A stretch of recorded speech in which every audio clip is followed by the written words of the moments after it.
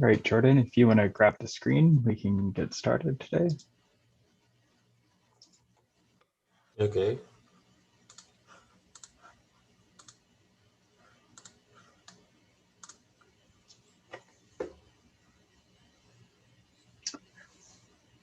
All right. Welcome, everyone. It's my pleasure to introduce Jordan Guerra Aguilera today. He will be talking about modeling ensemble forecasting in space weather. Jordan is currently a research assistant professor in the physics department of Villanova University in Pittsburgh, sorry. He completed his BSc and MSc in Venezuela, his home country, and received a PhD in physics from the Catholic University of America in late 2015. His PhD research was done at Goddard Space Flight Center with a focus on improving flare forecasting by means of satellite imagery analysis and statistical methods such as ensembles. He spent some of his time as a postdoctoral researcher at Trinity College Dublin in Ireland, working for the EU project Flarecast. In 2018, he moved to Villanova University to work in astrophysics, but is still focused on some of his collaborations in solar and space weather physics. Jordan, if you would like to go, it's a pleasure to have you today. Okay. Well, thanks, Kyle, and thanks to the organizers for inviting me to talk today. As Kyle mentioned, in a past life, I used to work a little bit, more on this kind of problems and trying to improve forecasting of solar flares occurrences and things like that. I recently, started working in a different aspect of astrophysics. I moved a little bit towards student turbulence and magnetic fields in molecular clouds and things like that. In fact, a lot of the knowledge that I brought from solar physics have been very new in this field. As I mentioned, I try to stay a little bit in this collaboration space, especially from in the topic of ensemble, and I'm going to tell you why. This talk today, the way that I decided to approach this topic today is basically in two parts. The first part will be a little bit more informative. We in 2019 organized a workshop to bring together different people or people from different aspects of space weather, or from all the way from solar to ground and magnetospheric, that somehow wanted to or that have used ensembles for their own research. And we wanted to just kind of have people together and see what are we doing. The result of that was kind of the formation of a group that we've been trying to kind of work on these problems. And at the same time that this happens, then the international space weather action teams started forming. So we kind of, merged with them, and we're trying to do this whole ensemble activity under the umbrella of ISWAT. And then the second part of my talk is going to focus more on the ensemble forecasted solar flare, which is the actual research experience that I have. Okay. So just to give you guys a quick overview of ensembles, first of all, the idea of ensemble is something that it's broadly and very well used in terrestrial weather. Actually, one of the focuses that we wanted to have for this workshop was, okay, there has been always the comparison of a space weather and terrestrial weather, and saying, space weather is this number of decades behind compared to terrestrial weather and things like that. And we wanted to kind of actually quantify that. It's like how much behind we are. So what happens if we actually get together some people from terrestrial weather and space weather, and we see, okay, this is what we're doing, how you guys do it. Okay, so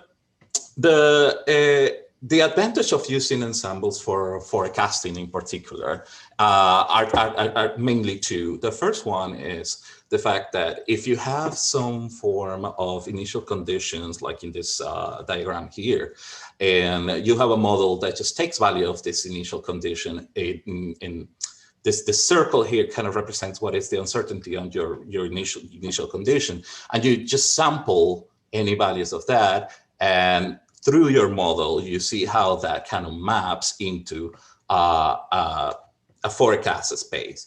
So one of the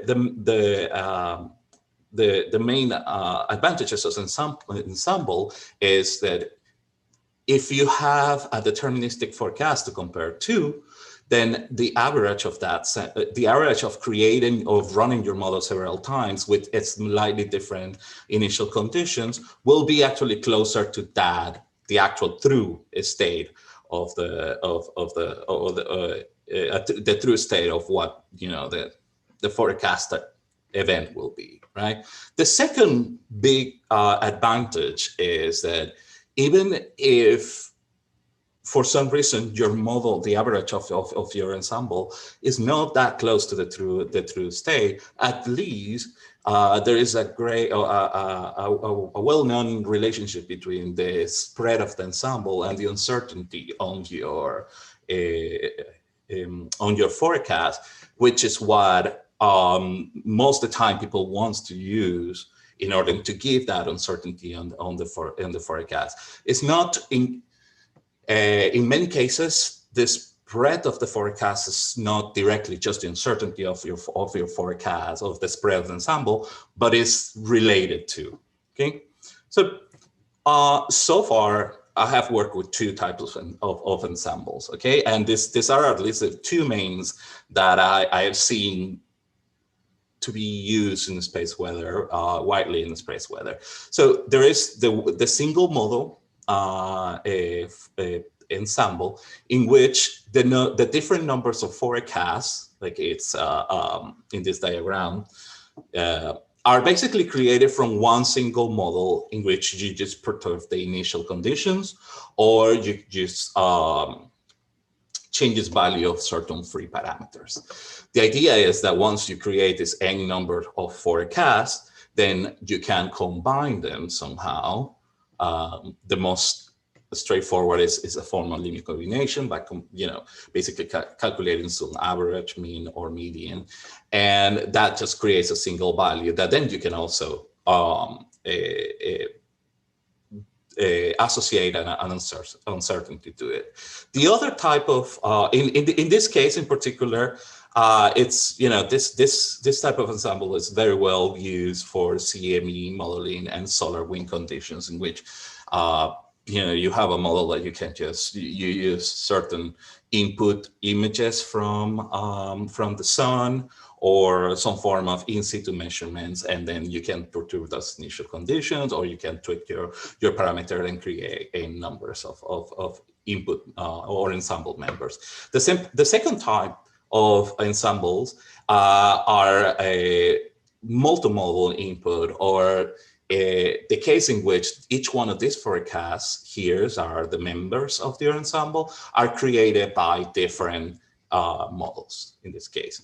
Now, in this case in particular, in order to combine them, for example, with a linear combination, you have to make sure that at least the way that these forecasts that are being created by different models correspond to the same prediction. That's it. If you are using, for example, CME to some model to simulate CME propagation, for example, you have to make sure that the forecast that you're going to combine, it has to be the same physical quantity and predicted at the same distance or for the same prediction windows and things like that. So basically, the two the ensembles in general just refers to you have several and you combine them someone to create one. The inputs, it's what it makes the difference between one type of ensemble and the second type of ensemble. All right. Now, as I mentioned earlier, a colleague and I, Sophie Murray, when I was at Trinity College, we were talking. We said we come up with this idea, or like, okay, well, what happens if we try to bring together the space weather scientists, forecaster operators, and people who had experience doing ensemble in other areas. Ensembles in this kind of combination of forecast or combining predictions, it's widely used not only in the terrestrial weather, but it's also used in analysis of financial time series, in predicting prices, stocks, and things like that. So there is this place in the Netherlands. It belongs. It's part of the University of Leiden. That's called the Lorentz Center, and the Lorentz Center actually has 2 or 3 calls a year for proposals for workshops. These workshops have a particular format. They have to be very focused and small in groups, because they only want to sponsor meetings that are very different from the traditional type of meeting. They actually require you to spend more time in kind of a small group discussion and work than actually lecturing or giving talks. So we put together some proposal, and we ended up meeting in Leiden in September of 2019. We have a relatively good turnout, but what we actually got out from meeting those 5 days there was that, as actually I mentioned here in this slide, somebody said this, that everybody does something about ensembles in space weather, but nobody actually knows how to actually do it. And if this quote is yours, just let me know, because I don't remember who it was, so I can't properly cite you. So we spent 5 days basically talking about, well, okay, so if we don't have a good structure of how we work on ensembles in space weather, so what do we want to get out of this workshop? And we came up with certain key points or questions that people had when it comes to implementing ensembles in their own research. Many of them are listed here, and in particular the top 2 were the ones that were very a lot of interest for people. So a lot of people was, as I mentioned, interested in how ensembles can help you to give uncertainties and good uncertainties in your prediction, but obviously that is only going to be your sentences are going to be only as good as what the actual members of the ensemble are. If for any reason you are creating a huge number of ensemble members, but some of them are cases that are maybe not realistic, of too far from the median and things like that, then that is going to be propagated through your uncertainties, and then your uncertainties are going to be basically reflecting states that are not possible, right? So other things that we find there, things like how we evaluate ensembles, or how do we incorporate the data simulation into ensembles, coupled ensemble, and communications was one of the big things, or the big key points there. It's like, okay, so how do we communicate, or how do we present all this information that we have, or whatever findings that we have, to the broader community? How do we make this more useful?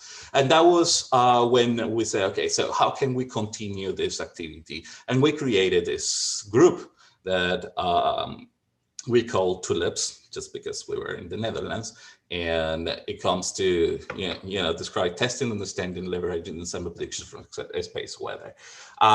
We didn't want it to reach or set goals that were too ambitious first. So we first decided, okay, well, let's try to set up some form of website where at least people can go to and find some of the reference or some of the literature that will be important. It will be a keystone for implementing ensembles or ensemble methods in their research. So we created this website, Tulips.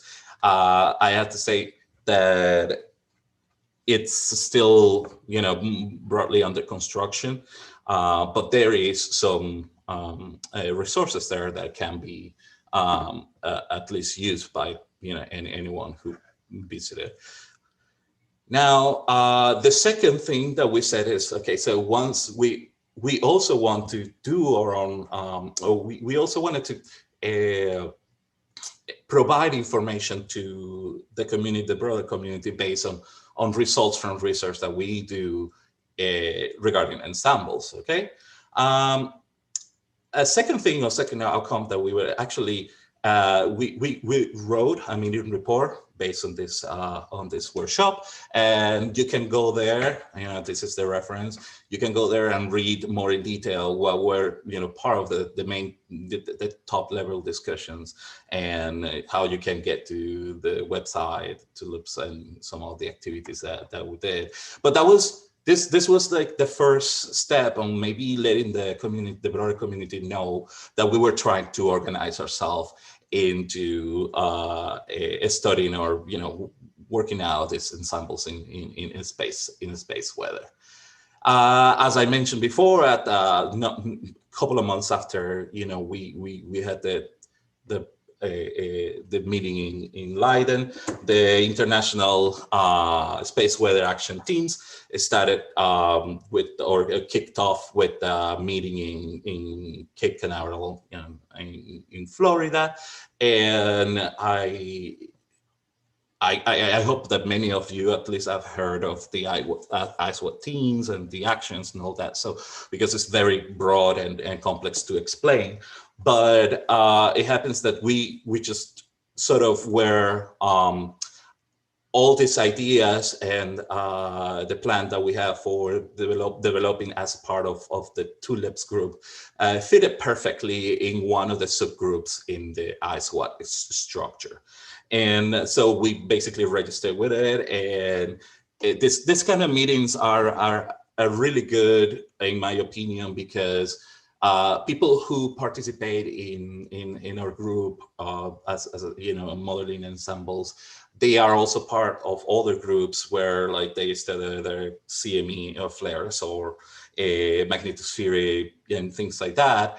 And so in this kind of meetings, people will be there already. So it's just a matter of finding some time to actually work on the ensemble modeling on the side.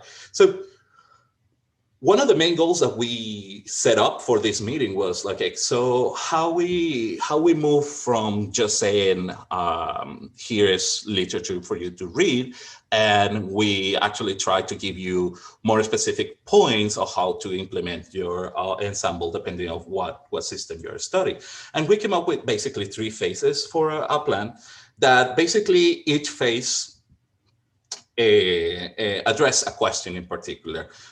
Phase 1 in ensemble generation basically will address the questions like, how many members of my ensemble I need or I want to make a good prediction. Of course, if you have a code that takes hours to run, if you get a handful, you're lucky. If you have a code that maybe, or a model that runs, pretty quickly, then you can calculate as many members as you want. But that doesn't mean also that, having 1,000 it's going to give you a much better prediction than just having 150 or something like that. So we wanted to find, or at least study how many members, depending on what you are studying, you should start thinking of considering. Then in phase 2, we wanted to say, okay, well, once you have your members, whatever that number is, how can you combine them? And that is, more of the subject that I'm going to be, talking about in the second part of this talk. And then in the phase 3, we were talking about, we want to, tackle a little bit more of how good are these predictions that you do by Ensemble. If you create the number, like an optimal number of members, and you combine it in the best way, how do they actually are doing when you compare it to whatever events you are trying to predict, right? Maybe in the short-term goals, perhaps this is a little bit too detailed and doesn't matter. In particular, when we talk about ensemble generation, as I mentioned, what will be, we want to know what is the optimal minimum number of ensemble members that I should apply or that I should create based on the model that we have. And we wanted to start playing with the idea, okay, what happens if we take models that run pretty quickly and we test them with different numbers of ensemble members, and then we calculate average, or actual ensembles for a cast. And will we see some saturation? Will we see, quantities stabilize and things like that? And we actually started doing a little bit of this work with models, heliospheric models and magnetic field model. But we wanted to include models that forecasting models that go all the way from the solar surface to the ground, if possible, because we want to, of course, provide guidelines or recommendations for every aspect of the space weather.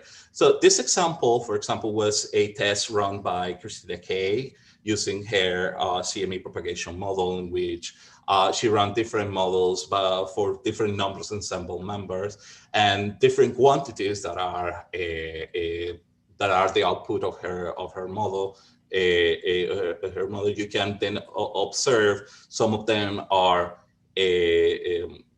sort of reach stability faster than other, but it also changes the colors here of the different lines. Seems to be models in which you vary certain numbers of parameter or input parameter versus one that are just one or few parameters. So this is very preliminary, and we haven't had time to really analyze this in detail. But rather than one of our ideas is, rather than looking at the specific behavior of one quantity from one model with the number of ensemble members, what we would like to study is, or we would like to see, is something like this example I put here, in which if I take multiple models and I can calculate or I can somehow find the minimum number of ensemble members that I have, how does that relate to something that describe my model? Let's say the number of inputs or the number of parameters, something that basically tells me how big is my model, and what will be the minimum number of ensemble members that I will have to create. So I could, think in future, if you create a model that it has 10 input parameters, then let's say 10 times your number of input parameters should be your minimum number of ensemble members. So this is kind of the broad general lines towards what we want to do as a research-based recommendations for the community in implementing ensembles. Now, here I'm going to then change gears a little bit towards talking specifically what has been my involvement or my experience on ensembles. As I mentioned, this will be more related to that phase 2, in which it's, how do we find the best way to combine a forecast. And I'm going to be, in particular, this will be, it was done in the related to solar flares. And you can, this is the paper we published last year, and you can check it out for the full details of what I'm going to be talking about here. Now, it's, saying that forecasting solar flare is not easy is probably an understatement.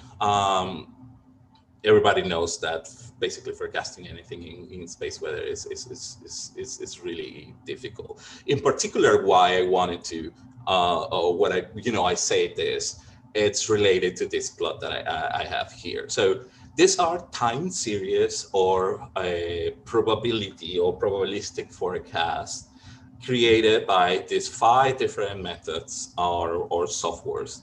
Uh, in this case, I'm going to refer to methods and just to put them all together. But in fact, these 3 guys and this guy here are actually softwares. And these guys are more of what we call human influence forecasting methods. They have some software that works for them, but then the actual forecaster can change the value of whatever output their software did, right? So these are time series of this probabilities of observing an M-class flare in 24 hours.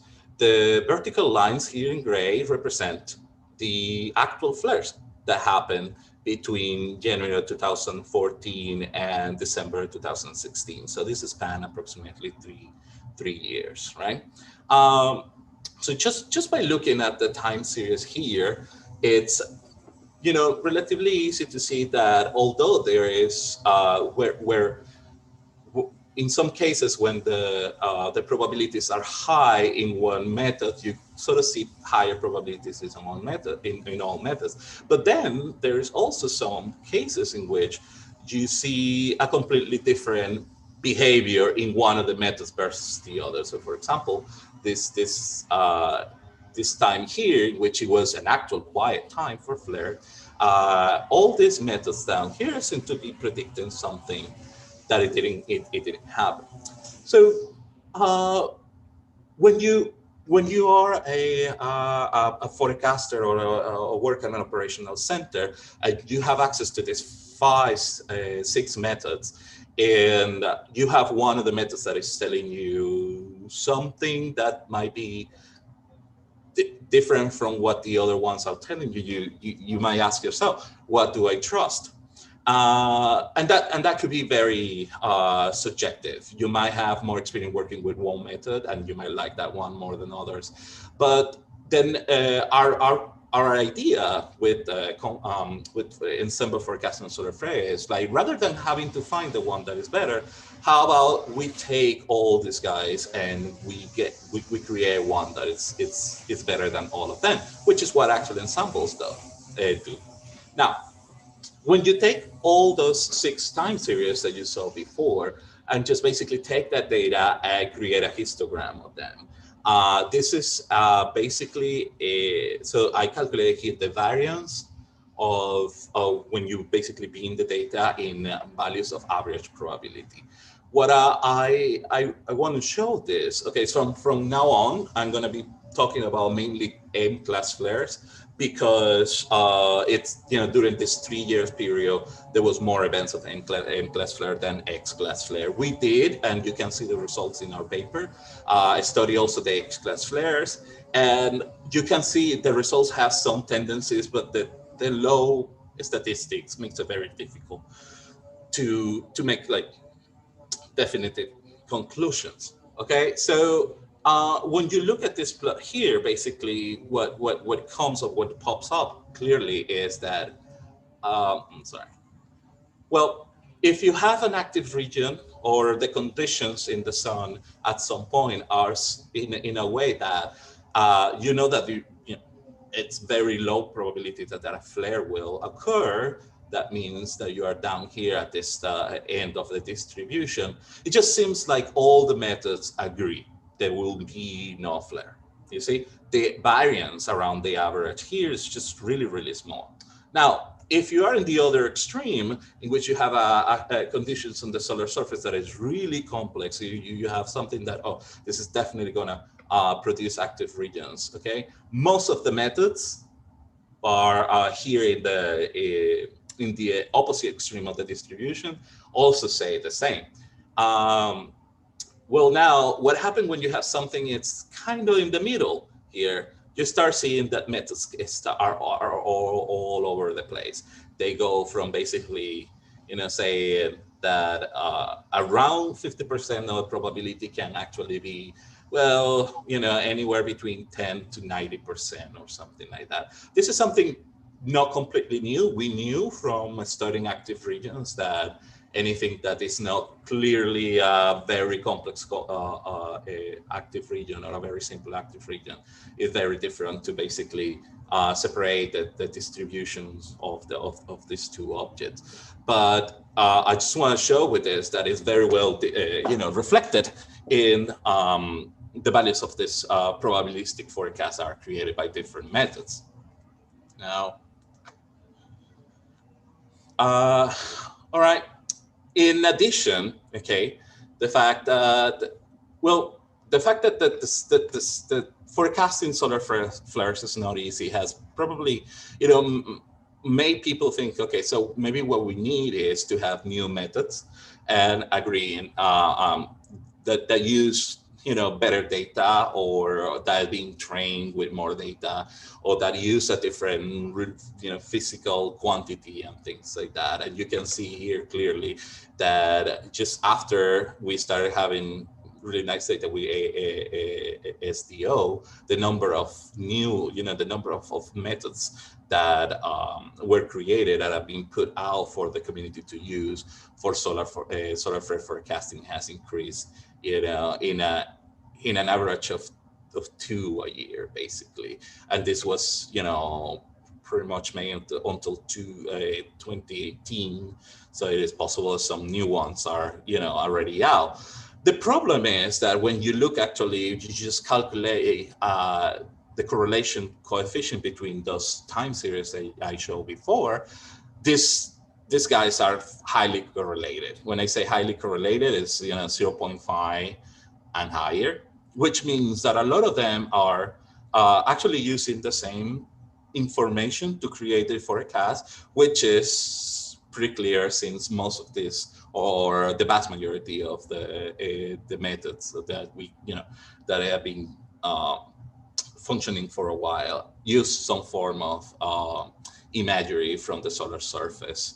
So in this case, we need to take this into account when we model, or when we combine our forecast, because we want to create combinations that will actually use the little bits of information from each one of these methods that are not highly correlated. You want to bring like the unique piece of information that has each one of the members. All right. So the problem of combining solar flare probabilistic forecast is a relatively simple one with a linear combination. You just basically take each one of the members, multiply by a weight, and just add them up. Okay, this is just a simple linear combination, and the problem at this point just basically reduced to, okay, what are the weights? Basically, calculate an average is just this same equation, but with equal weights, and but we actually want to take into account, or we want to calculate weights that maybe take into account how good these methods have been in the past, and also the fact that we only have, at least for this study, we only have 6 methods, limits the number of methods. So just using average one, or the simple average is not probably not the best way to combine them. So we first use the way that we calculated different weights was by we basically had model. The first model just literally takes into account the pure track record, how good this method has been in the past, and defines the weights in this way, in which this MI value is just the sum of the partial errors. This is just basically a simple version of what I'm going to be talking here, optimization metrics, when you just use the mean square error as a metric.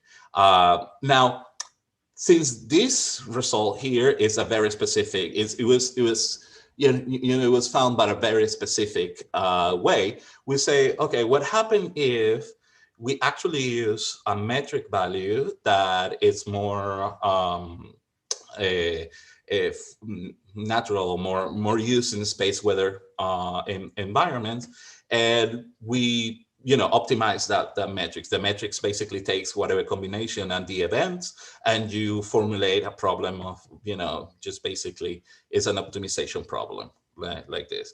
Now, at this point, you need to make some decisions. So we're like, okay, so do I allow all my weights to be, for example, free to take any values? Does that make sense? Or like in this first case, we just constrain our values to be positive, and the sum of them has to equal 1, which basically means that you cannot have more than 100% of observing an M-class flare, for example.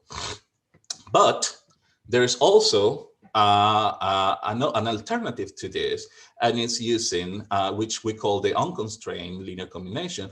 And in addition of just multiplying every probabilistic forecast by a weight, you can also add a term that corresponds to the climatology value, a sort of average of how many days you observe or how many M-class flare you observe during the entire range.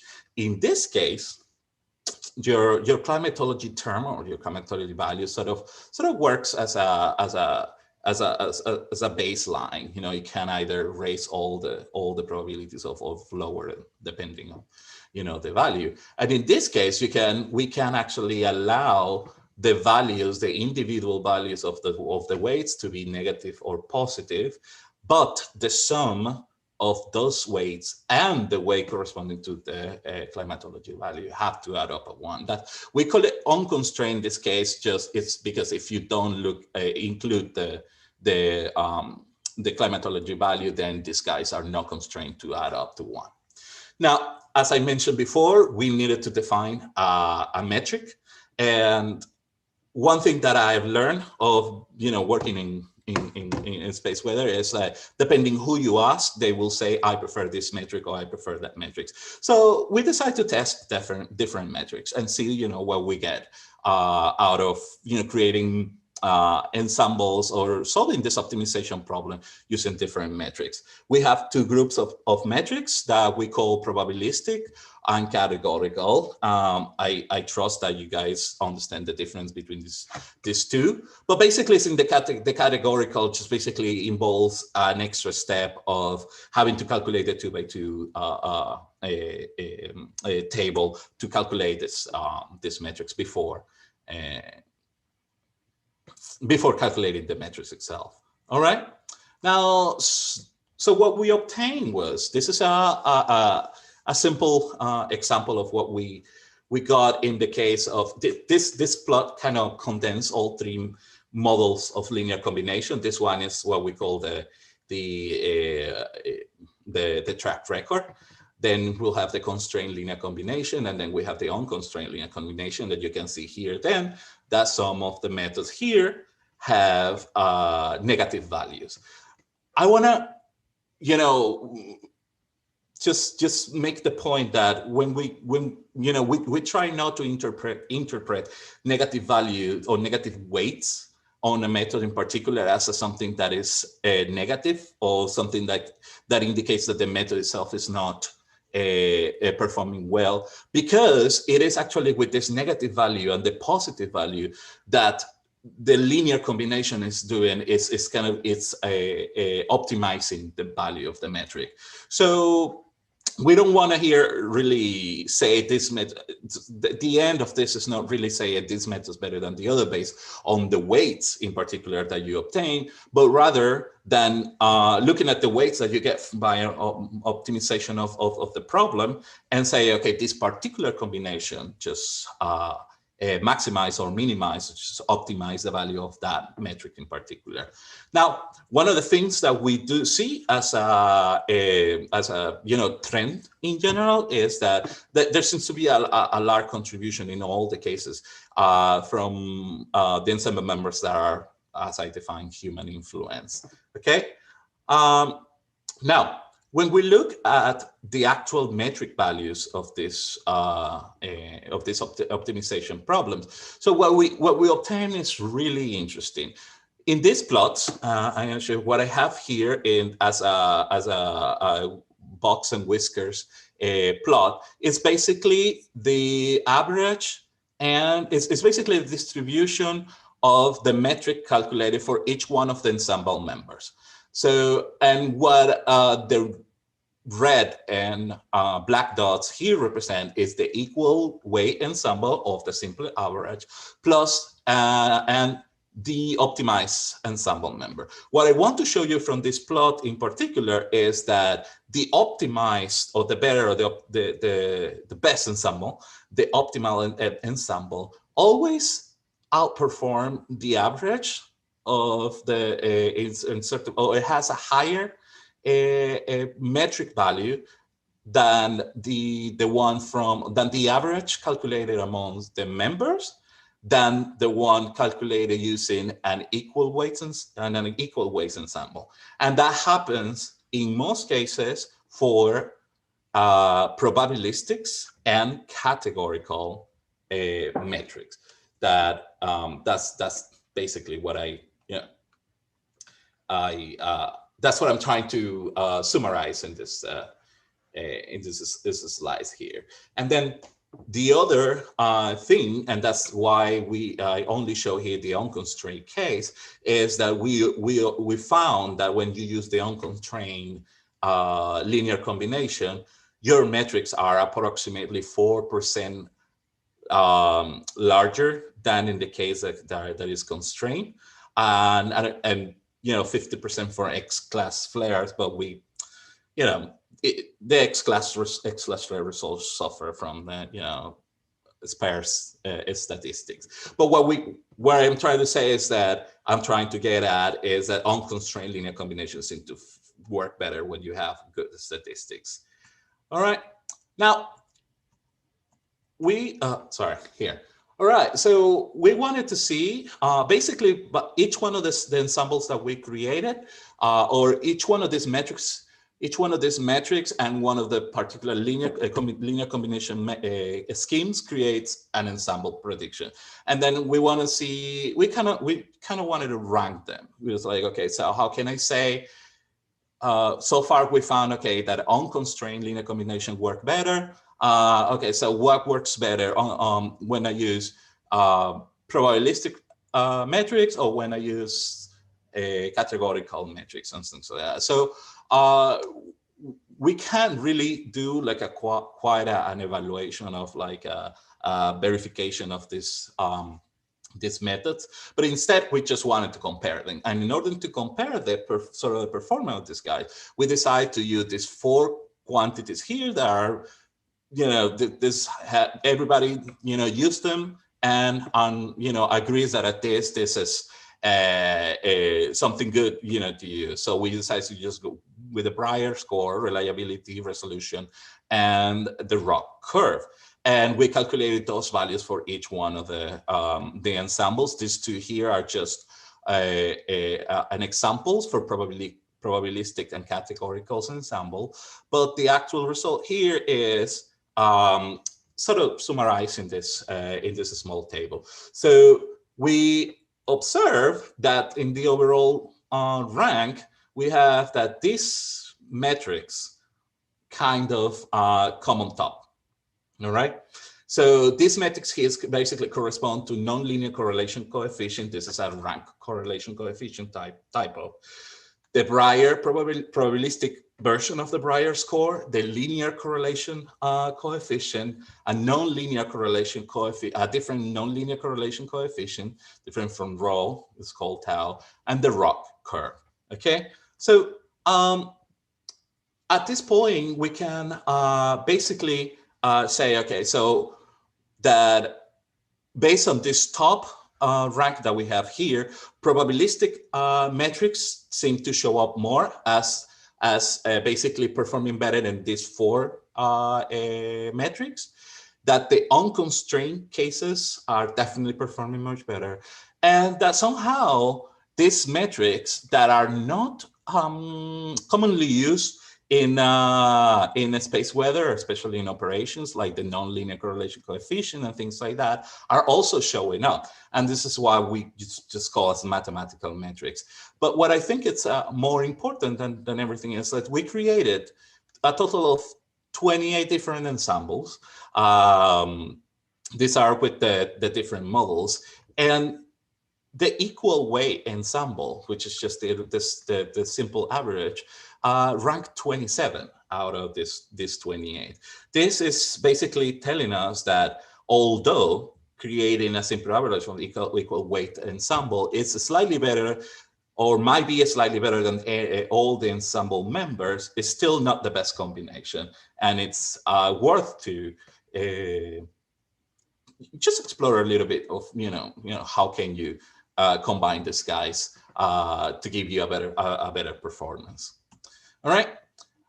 Another advantage of doing this kind of combination is that even if your members of the ensemble don't have uncertainties, you can actually provide uncertainties to the ensemble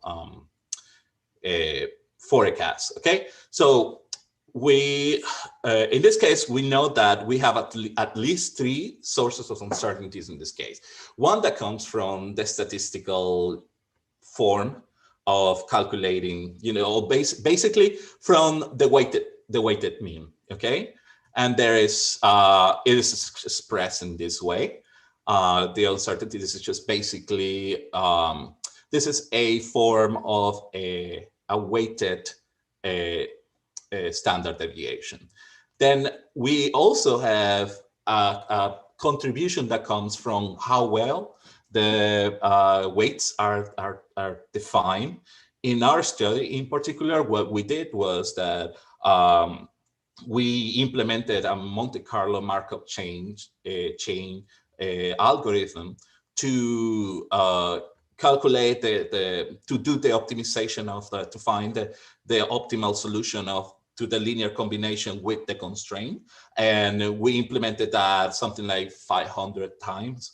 And then the weights that came out of from those 500 realizations, mostly they mostly have well-defined distribution, and we took the median of those distributions. Therefore, you can associate some a standard deviation to those distributions. So how well the weights are defined also contribute, and then the contributions from the forecast itself. But if you don't have them for all of the forecasts, we think it's better not include them. Okay. Now, and this was basically some of the results that we found. We studied 3 of the top 5 metrics that we had that I showed on the table before, and how the uncertainty then changes from the constraint to the unconstrained.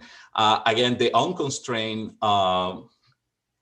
cases seem to have less variation as the ensemble probability values increases. For the constraint values, they just seem to still have some decreasing tendency. Here there is a real decrease up to maybe 20% or so, and after that it just seems a little bit more stable. But the overall, those stable levels are really smaller for the same metrics compared to the constraint case. But here, it might be between 40 and 20%. For the unconstrained case, it might be around 1% or so. Okay, so with the case of the uncertainties, perhaps it's not it's not as the uncertainties in these cases don't seem to be exactly in the same order that was in the rank of with the comparisons, but the idea here is kind of illustrate how you can actually associate the uncertainties to this ensemble's forecast. All right, so in the good news of the conclusions here is that we non-trivial linear combinations. What we basically prove here is that if you have few methods to combine, something that is not the equal weights might perform better. That's one of the things we found. Basically, that you can, this linear combination of this way of linearly combining the probabilistic forecast will help you. You can basically use any metrics that you prefer or the metrics that will give the best performance. And as I mentioned, well, I mean, the top three ensemble in our study seem to include this nonlinear correlation coefficient, which is something that we're not entirely sure what might represent, but that requires further study. It's a less commonly used metric, especially in space weather. And as I mentioned before, also some similar trends are observed for the X-class flare results, but the statistical is really less than ideal. Therefore, we can draw many conclusions about it. I have a few slides for sort of like future work, but I really don't have to go through it if we are running out of time. I think we have a few minutes, and I think it would be informative to go over that. Okay, so now the bad news, which is what I said, that the bad news is that first, we don't. A lot of work when we were working on this this paper, a lot of work was done to just basically put the forecast in a format that could be combined. So the time series irregularities, like we literally had to go to different sources and pull all these forecasts, and we have to put them in a format that will allow us to do this work, and that represented a big effort. And that's the one of the main obstacles to just including more methods in this modeling. But now. With the FLAIR scoreboard that's being developed and hosted at Goddard at the CCMC in space, Goddard Space Flight Center, we might be able to use more methods, as long as these methods again make similar predictions and can be combined to so they can be combined or put all together. All right. Some of the things that we want to try, for example, is to look at the time variations of this weights, right? So this is the same range as for the data that we use. You can see that if you just calculate the track record of the first model of the weights, it changes a lot at the beginning. You basically are having edge effects here, and then you see how they sort of stabilize by the end. Also, in this part, there's like not a lot of event. But rather than calculating weights in such a long period, we also want to explore the idea of what happens if you calculate the weights in shorter periods, because some of these methods might actually perform better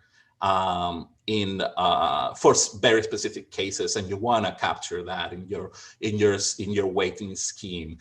In this case, we're trying to calculate the same weights, and these are the weights values for something like between 1 week and 12 weeks before a particular event, and or a time in particular.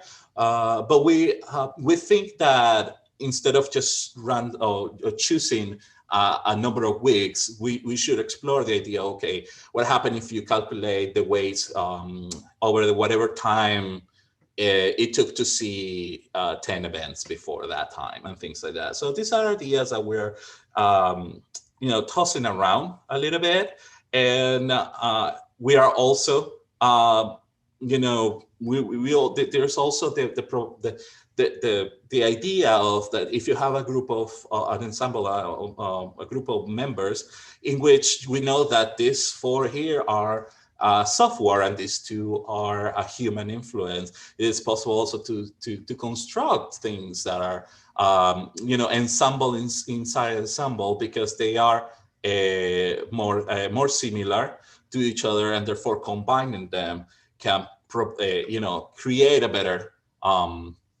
a better forecast than just letting them combine, like they are all equals. So yeah, that's basically what I had for today. And if I say something completely wrong, please just forgive me. Otherwise, I'll be here for some questions. All right, thank you for a wonderful talk, Jason. We do have a few questions. The first one comes from Stephen Owino. He's wondering, what software or software package are you using to do your plots? It's all done on Python. It's just very standard matplotlib, most of them. Yeah, that's what I thought. Cool. Our next question comes from Richard Denton. The constraint of all the weights sums to unity seems to assume that the average metric calculated by each model is the average of the actual value predicted. Why constrain the weights at all?